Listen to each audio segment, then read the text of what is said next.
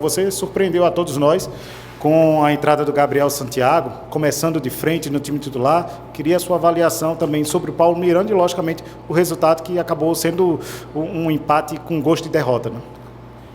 Bom, eu entendi que, mesmo sabendo que seria um jogo completamente diferente do jogo contra o Porto, né, que o adversário, o Porto é um adversário que desceu bem as suas linhas e ficou só nos contra-ataques, e o CRB eu sabia que tinha muito mais qualidade técnica para propor jogo, para fazer a iniciação, eu arrisquei na condição de colocar em campo uma equipe que pudesse jogar mais, que pudesse ter mais jogadores técnicos. Tive que trazer o Souza um pouco mais embaixo e utilizei o Gabrielzinho, que para mim é um especialista na função de jogar entre linhas adversárias. É um cara que consegue fazer boas leituras e consegue dar muito trabalho às defesas adversárias. É um jogador leve, um jogador técnico. E acho que a gente teria, com o Souza mais atrás, mais qualidade na construção, mais qualidade nas saídas da pressão. E com o Gabrielzinho à frente, a gente teria um pouco mais de arrasto, um pouco mais de aproximação no setor ofensivo. E acho que ficou muito visível isso no primeiro tempo. Acho que a gente conseguiu muitas vantagens nisso, né? Com o Souza próximo dos zagueiros, o Vitor Ferraz próximo dos zagueiros e com o Gabrielzinho mais solto para fazer a bola chegar à frente. A estreia do Paulo Miranda, ela trouxe um pouco mais de tranquilidade para o setor. É um jogador bastante experiente. A surpresa mais positiva é ele ter suportado os 90 minutos. Teve um momento do jogo ali que ele apontou um pouquinho de câimbras e ainda eu tinha uma única parada para fazer, o Júlio já estava morto, já estava cansado, já estava entregue, mas eu precisava entender se o Paulo Miranda conseguiria terminar o jogo e por isso eu esperei um pouquinho mais para fazer a última troca, mas foi uma grata surpresa para todos nós o Paulo Miranda ter terminado o jogo, ter feito um grande jogo, uma partida equilibrada, tranquila, contribuir demais para o sistema, com a liderança, com a postura, com comportamentos, enfim. Então, com rodagem, com mais jogos aí nas costas, ele vai performar mais. E o empate é um gosto amargo, né? Tomar um gol no final do jogo.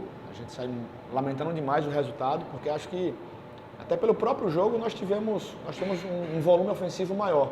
Talvez não finalizamos tanto, não fomos tão agudos nas finalizações, mas acho que o primeiro tempo teve um domínio grande da nossa equipe. O início do segundo tempo nós não começamos bem o jogo, mas depois que tomamos o gol nós conseguimos equilibrar de novo com algumas trocas para dar uma mexida na intensidade da equipe, né? E fizemos o segundo gol. As últimas trocas elas acabaram nos trazendo um pouco mais para trás do que o comum, mas infelizmente eram as opções, né? O Vitor um pouquinho cansado, o CRB fez uma troca extremamente interessante. Ele tirou o Luzer tirou o Anselmo Ramon, que é o cara mais centralizado, e colocou dois homens para flutuar. Ele não tinha mais o centroavante de área, tinha os caras flutuando nas nossas costas já da nossa defesa. E pôs o Copete do lado esquerdo. O Copete é muito bom nas bolas aéreas, o Vitor já estava um pouquinho mais cansado. Eu me preocupei muito com essa mexida, porque eu entendi que a gente talvez teria um pouco mais de dificuldade. Por isso, a opção pela entrada do Odivan, para o Anilson fazer a função do lado direito, né, para disputar de igualdade, um pé de igualdade com o Copete nas bolas aéreas. Acho que a nossa segunda linha, a gente perde a referência, perde o Júlio, nós não temos centroavante para segurar a bola à frente. Naturalmente a bola bate e volta, bate e volta, bate e volta, e a gente atrai um pouco mais o adversário. Mas acho que faltou um pouquinho mais de malandragem para não deixar o jogo andar, para não permitir que o adversário chegasse tão próximo ao nosso gol. Acho que a gente saltou em demasia à frente. Nós tínhamos 3 homens de dentro que começaram a querer buscar as bolas à frente, não precisava mais. Agora era esperar um pouco mais no setor, esperar os erros do adversário e quem sabe explorar um contra-ataque com o Paul e com o Caion. Então, a gente lamenta sim o empate, mas eu saio daqui convicto de que teve muito mais coisas boas do que ruins no jogo de hoje. Professor, boa noite. Eu vou te perguntar também sobre 2 atletas, mas 2 atletas que não surpreenderam na escalação, fizeram a estreia. Primeiro é o Wagner, que nas últimas partidas ele vem se destacando, vem fazendo defesas importantes e ele chegou muito questionado pelo tempo que ele não atuava. E o quão importante é ter uma figura como essa no gol, com muita segurança e tão bem, no momento em que o time ainda está se estruturando e é natural. E o outro jogador é o Matheus Cocão.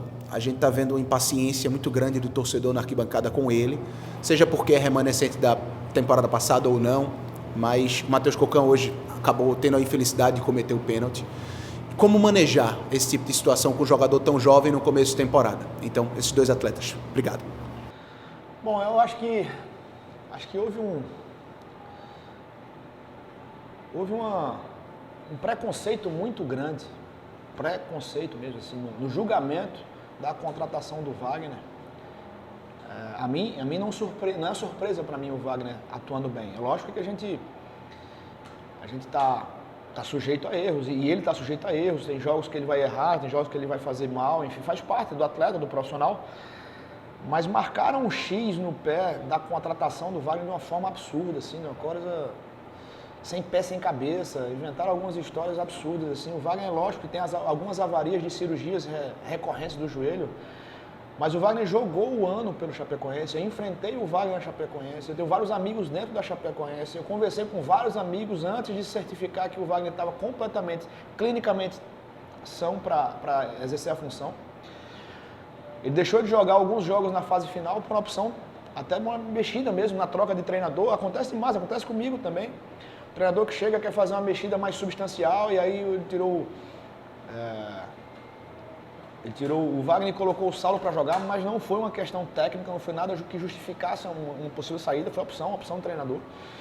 Então, eu não entendi, de certa forma, como as coisas foram caminhando para um lado que foi absurdo, assim, a forma que conduziram externamente a contratação de um goleiro que está contribuindo demais. Então, eu fico muito feliz, né, de ter, porque o Wagner é um baita de um profissional, eu já tinha falado isso em outras entrevistas.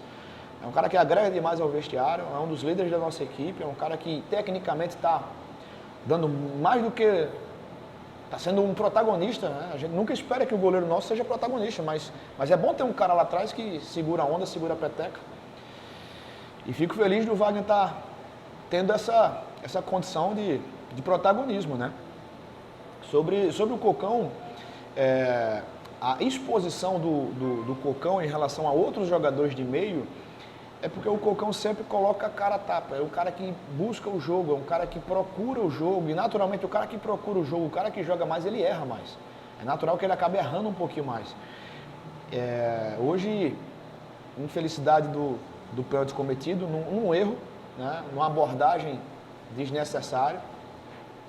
Mas, repito, também é cedo demais para começar a fazer um X no pé de um garoto, de um ativo do clube, de um jogador que é da nossa base, que é a nossa cria, que a gente tem que dar apoio, e eu vou dar apoio, eu vou procurar alinhar melhor as correções técnicas que precisam ser feitas, as abordagens para que ele seja um jogador melhor.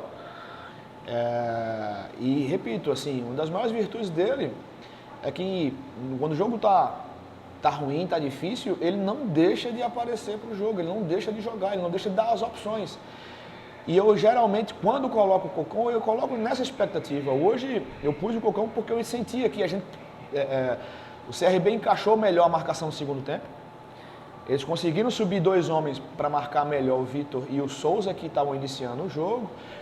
E eu pus o Cocão justamente para subir um pouco mais o Souza e o Vitor, que o Cocão dava conta de receber essa bola dos zagueiros e tentar a construção. Vai errar, vai cometer alguns erros de tomada de decisão, mas vai amadurecer também, vai evoluir também na carreira. Vou dar as minhas contribuições como treinador, como professor, talvez a palavra seja mais bem empregada para o momento, de pegar na mão mesmo, de fazer a condução. E no momento oportuno, quando eu entender que ele vai ser útil em campo, vai entrar também. Se eu achar que não deve também jogar, eu espero um pouquinho mais, deixo as coisas, a poeira baixar, faz parte do processo. Eu só espero que a gente não tenha, num ano tão difícil como é esse, com um grupo tão reduzido que é o nosso, a gente não tenha baixas por marcações antes da hora. Vamos esperar dar tempo ao tempo também para que as coisas possam serem colocadas no devido lugar e ele consiga dar sequência à sua carreira aqui no clube. Dado, boa noite.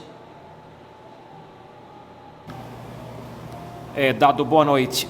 Já olhando para frente, você hoje teve um jogo com uma característica até diferente, porque choveu e exige mais fisicamente do elenco, e você tem um intervalo pequeno para a próxima terça. e no sábado tem um clássico. É uma semana que vai exigir muito do teu grupo.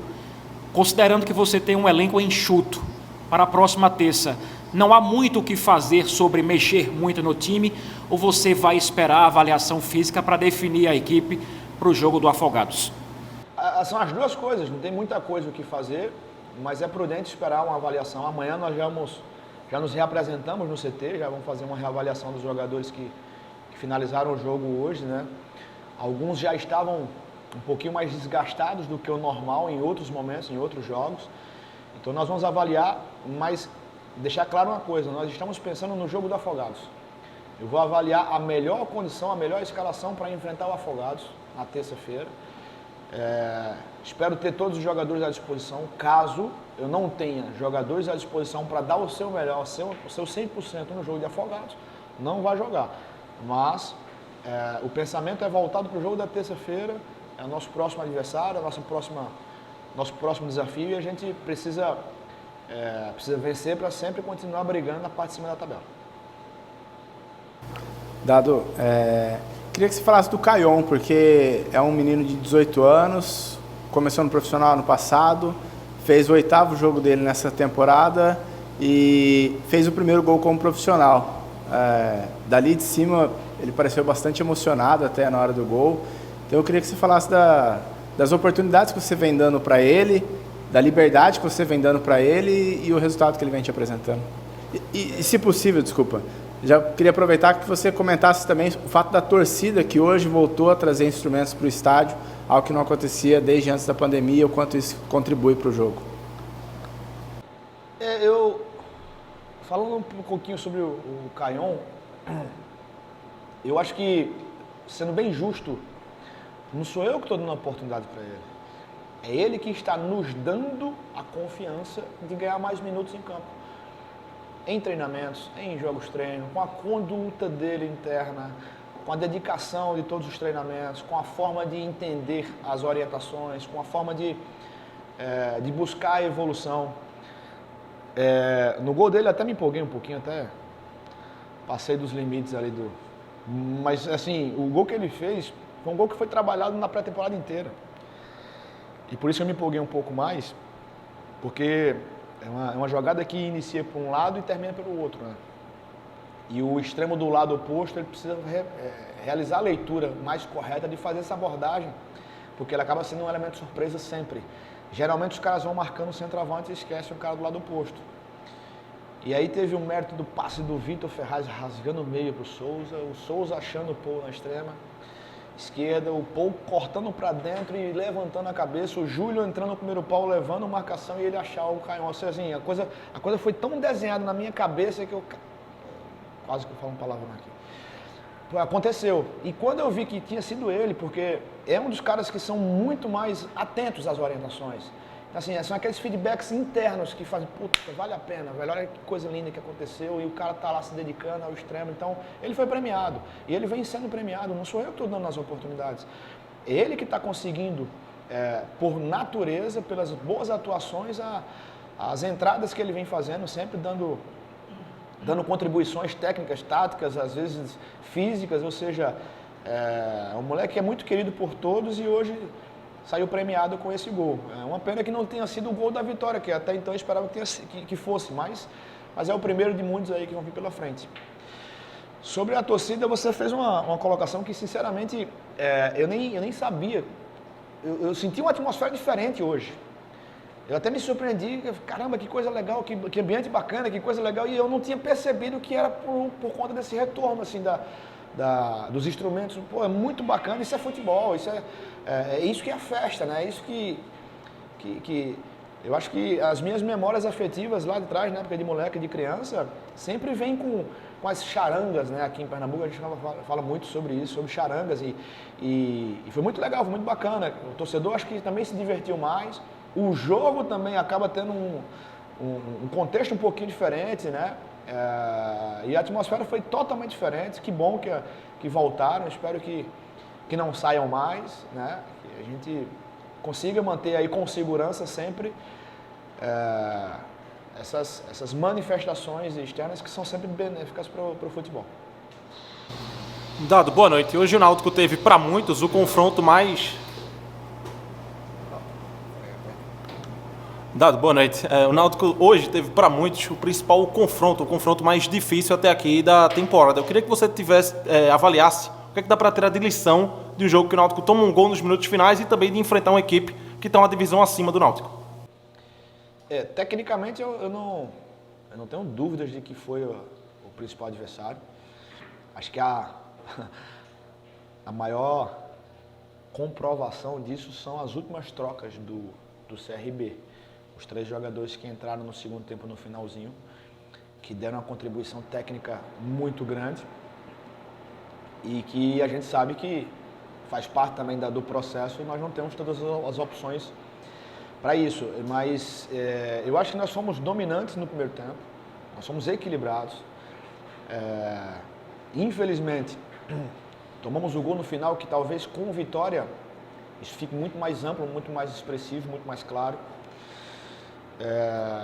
Mas acho que o recado que fica para mim é que é possível fazermos jogos contra adversários tecnicamente superiores, igualarmos partidas e quem sabe superá-los, seja na técnica, seja na tática, seja na estratégia, ou seja, superá-los durante a competição. Nós vamos ter outros adversários mais difíceis aí pela frente, mas demos um recado para nós mesmos, não é para ninguém, não é para o nosso torcedor, não é para os adversários, não é para ninguém, para a gente mesmo, que nós somos capazes de fazer jogos como esse com resultado, né? Amadurecer melhor o resultado para que o resultado venha à frente naquela hora de decisão, na hora que o resultado não pode falhar, que o resultado venha a nosso favor.